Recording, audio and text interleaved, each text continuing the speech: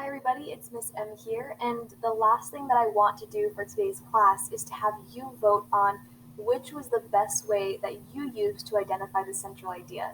So we've been talking about central idea for 2 weeks now, and we've done a lot of different work in terms of strategies for identifying the central idea. So today I want you to figure out for yourself what is the most effective strategy for you.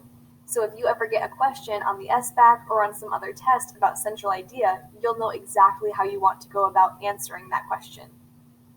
So the first strategy that we used for identifying the central idea was a pre-reading strategy, and it was called annotating for text features.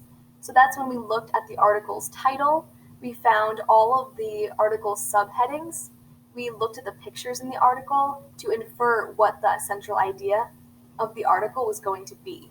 So if we went to the college one, we talked about, okay, this is the title, the myth of the college dropout. We looked at the picture of Bill Gates and Mark Zuckerberg. We looked at all of the different subheadings and said, okay, what are similar about these subheadings? And we realized that a lot of it was talking about college dropouts and the idea of elite schools.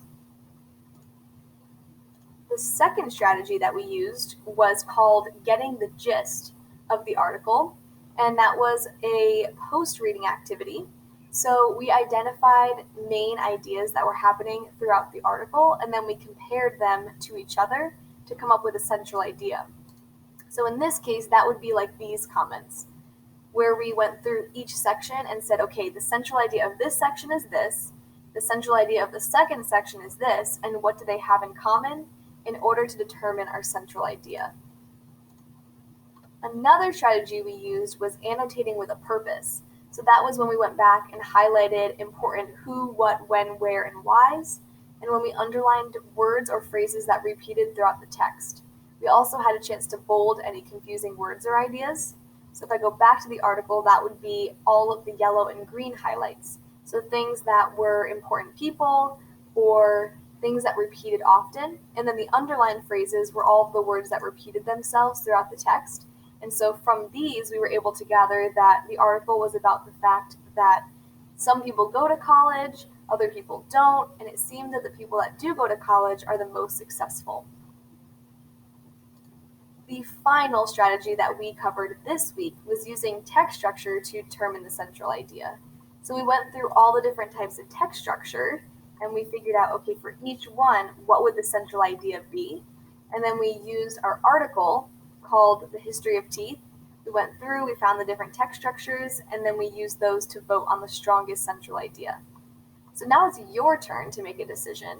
So we've seen a bunch of different strategies for identifying the central idea, but which one was most effective for you? Did you prefer looking at the text structure in order to figure out the central idea? Or are you more of an annotations person? Do you like highlighting certain ideas in order to figure out what your text is mostly about? This information is really important for me because it helps me to see which strategies are most common and which strategies you prefer, so I can tailor my lessons to meet your needs. And I think this is going to help you too, because again, when you ever see a text structure question or a central idea question, you'll be able to use the strategies that we've talked about throughout the past 2 weeks. If you have any questions, let me know as you're working, and I'm eager to see what you decide. Thanks, everybody.